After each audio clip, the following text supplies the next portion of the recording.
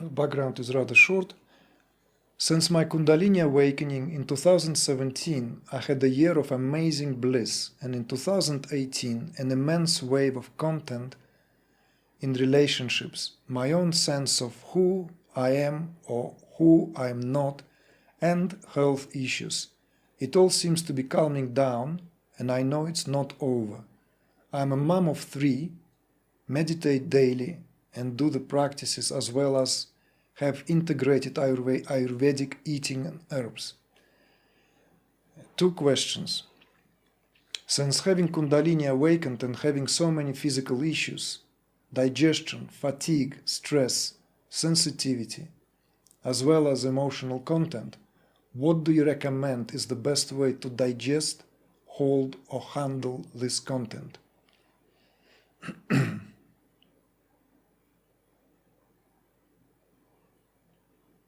Okay, let's maybe first address this question. There's another one deals with something else. So, now, all this is not at all uncommon, especially when we come to what you just mentioned here, digestion, fatigue, and sensitivity. I omit stress because I'd like to speak to that now separately.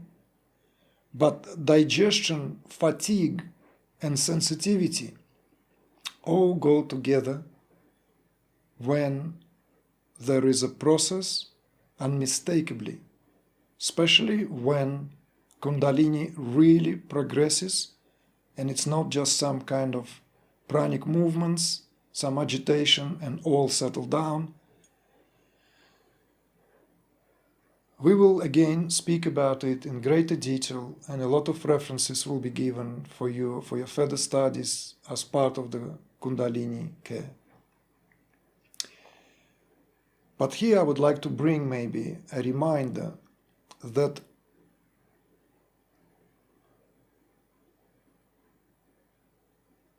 of the importance of understanding of this concept of fire,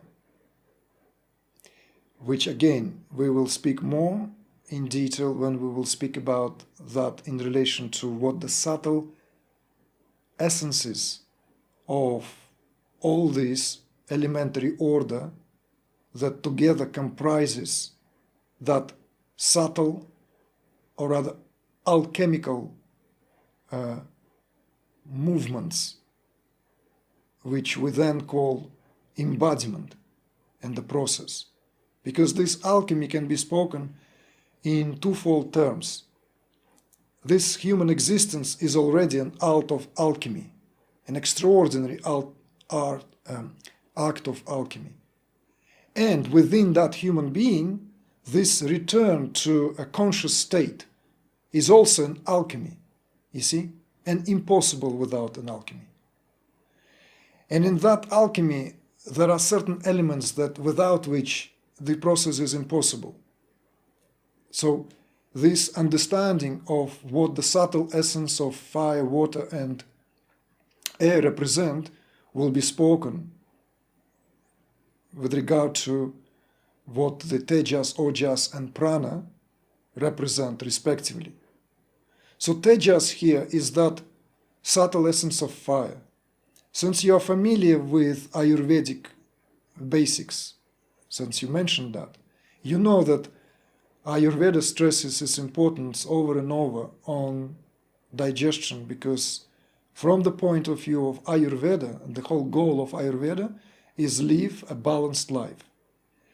And this is where ancient spiritual traditions of India rub its, or rather hold hands with what was active in ancient Persian civilization. Both early Hindus and Zoroastrians share this worship of fire, or worshipping of fire. Fire in every respect.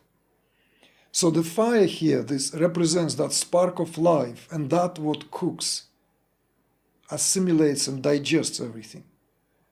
And Ayurveda speaks about this fire mostly and commonly with regards to that what really spoken of as that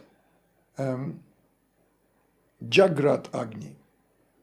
It's the Agni of digestion which digests your food. Not just yours and everyone's.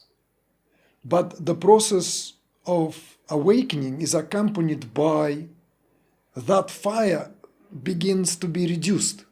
Just as on a stove, imagine, that fire begins to be reduced because this fire is needed elsewhere, at a subtle level. Because that fire at a subtle level, in most people, is the very functioning at a very basic level, or not functioning at all. And that is the different kind of fire altogether. We could speak of it as fire of knowledge. Different fire altogether. So in the process of Kundalini, the Kundalini process itself is inseparable from being able to manage this transition of that gross fire that cooks food in the tummy, as well as gross basic life impressions, into that what is capable of cooking subtle information we understand as, or we speak of, to be in the domain of understanding, knowledge. Without that fire, understanding, comprehension is impossible. So this is not just speaking about it, Kundalini awakened, there is major realignment of pranic forces, often accompanied by the way, you should know by now, constitutionally speaking, Vata being impacted the most, that physiological humor responsible, right, for, which rules nervous system, which is basically ether and air. In most cases, unless you really have this robust kappa-like physiology, earth and water, if there's a lot of physiology in you, a lot of that structure, right, then you'll be less affected. But if already physiologically, constitutionally, there is a lot of Vata, let alone Vata being a predominant dosha, then that will impact you there and then, because in all Kundalini awakenings, nervous system goes through tremendous jolt. So this is also the reason why, the underlying reason, or just rather two reasons stated to you now, why our digestion in terms of being able to eat the dinner, years ago, maybe we didn't even blink of an eye, we didn't even think about that. Whereas now you have to really be attentive to how you nourish yourself. And this will be addressed in Kundalini Care, which is relevant to all of you, certainly most of you, most of us, because you will have to develop this and make it into a complete and utter second nature. You need to become an animal again. Don't get me wrong. I mean it. You'll have to become an animal in your skin. Awakening is not becoming God and leaving the world. This is, by the way, another New Age bullshit. Awakening means being everything.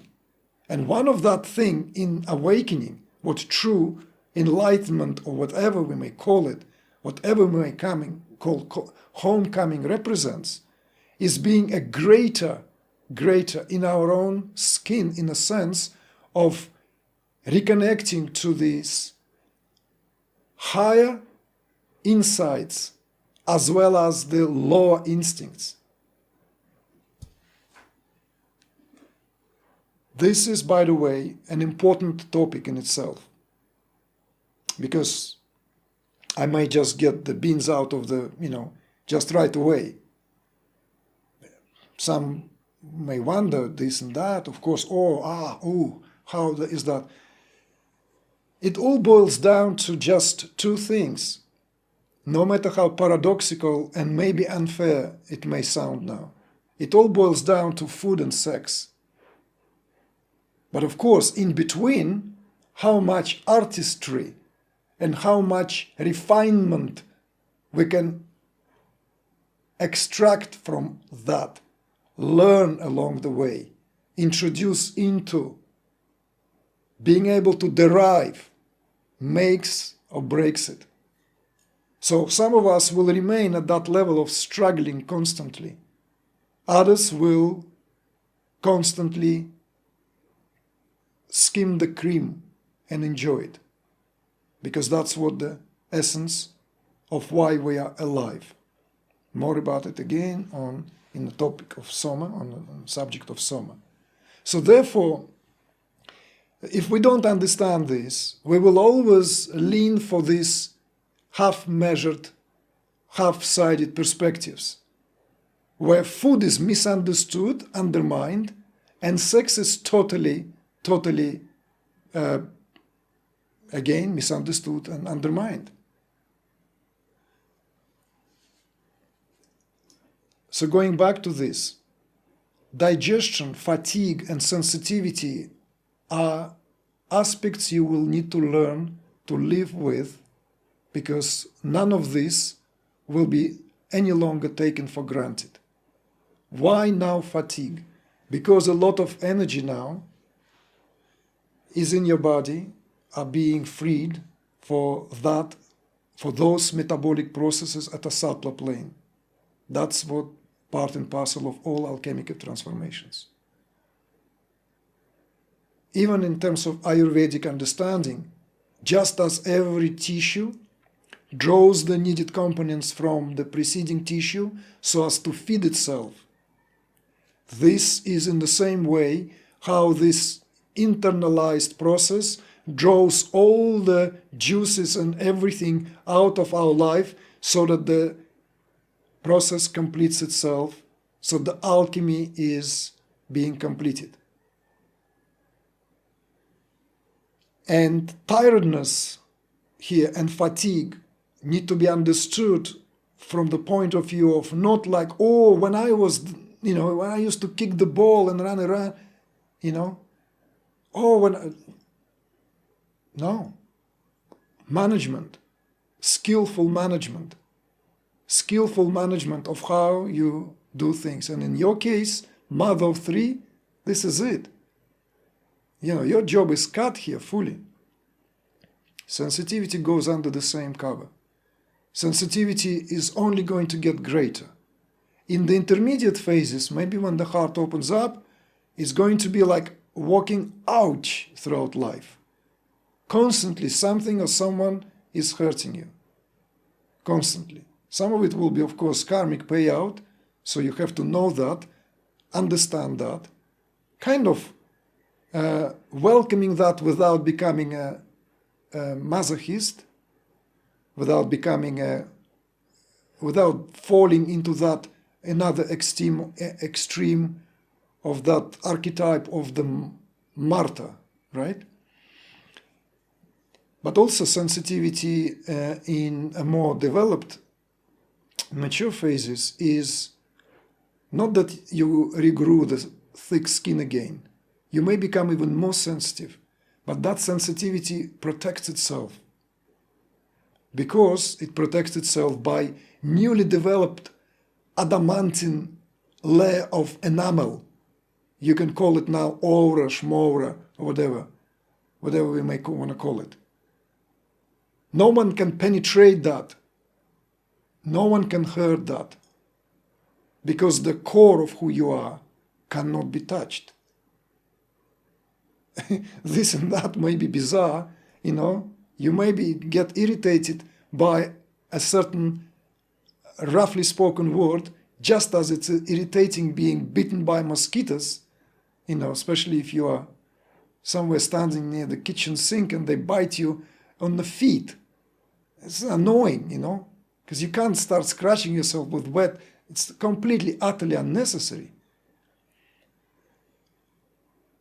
So, management, skillful management. I said I have avoided stress on purpose because this is where you need to learn right now, right here, is that you can't afford to accumulate stress. So you need to find a way, by hook or by crook, how you are able to dissolve that stress, how you deal with that stress. So you don't even walk around thinking you are get stressed out, because that also adds to stress. You need to be able to know that every single day of a household, especially when raising kids are basically these rascals who are designed to disrupt a Zen lifestyle. They are here to mess things up. You cannot really enjoy anything you like. They're here to usurp that, freedom for enjoying freely what you deserve. They're basically ragamuffins, little schmucks that walk around unapologetically forcing themselves through life because they're these little pretty things until they grow up in big pigs, like in the songs of the, great classics of the 70s. But we still love them, right? So we have to put up with that. We start with putting up with our own sense of knowing what all this is about. So you have to protect yourself. Mother comes first, always. Mother comes first. You see? It's a complete reverse psychology. Of course, for every mother, child comes first. For free, obvious. For every mother, child comes first. But you need to understand that you come first so that you can then give that care, love, attention to everyone. Because if you don't put yourself first, if you don't come first, everything else will collapse around you. Everything else will be in disarray at the expense of you being in stress. You can't afford this. So that's why I kept stress as a separate item here. And so this is what I recommend, how the best to digest, hold and handle this content. How can I stay connected with the truth of who I am and who my kids are in the midst of busy family life? Is devotion part of this? Yes, devotion is part of this, a big part of this. Devotion, in fact, is what allows us to move mountains. Devotion and that true sense of Shraddha, of which we spoke in one of our courses. That true spiritual sense of faith. Not religious faith in some kind of imaginary God. Shraddha is faith in that what truly is, what represents absolute truth here, which inadvertently represents who we are beyond our wildest imagination, beyond any circumstances, beyond any condition or conditionings. We need to be rooted in that Shraddha, in that sense, and bring that reminder on a daily basis. What the process will take care of, the process will take care of all this, what may be and most likely will be experienced gradually over a period of time. But this reminders of the true values in life is what constantly able and capable of making these readjustments, lest you momentarily forget what is what in the given set of circumstances. So this, that family life almost designed to rob, usurp, and completely overcast this, what could be savored so juicily alone in solitude. But that's the challenge and the true integration that is given to the householder in the family setting. Because you are not given even a momentarily space for that, what in the settings like you are in, those moments of solitude, they're like greatest gifts when it comes to what should be spoken really frankly here. So therefore, this understanding needs to precede any action, any experience, whatever you do. Or, soon as you feel that there is this somehow density builds up, that should come as this penetrating light of awareness that reminds you that in a given moment, what is what in this setting. And that comes, of course, naturally if there is greater devotion. Because we suffer more if we feel we are sacrificing something. We come out of that place of, as soon as we begin to think we are giving something, something is being diminished. Something is being robbed. We're robbing ourselves. The devotion part is great. The devotion takes care of that. Because devotion is not based on logic and inference and insight. It's blind. That's the beauty of devotion. Devotion is blind. It's blind to weaknesses, blind to errors, faults, and anything that come under this scrutiny.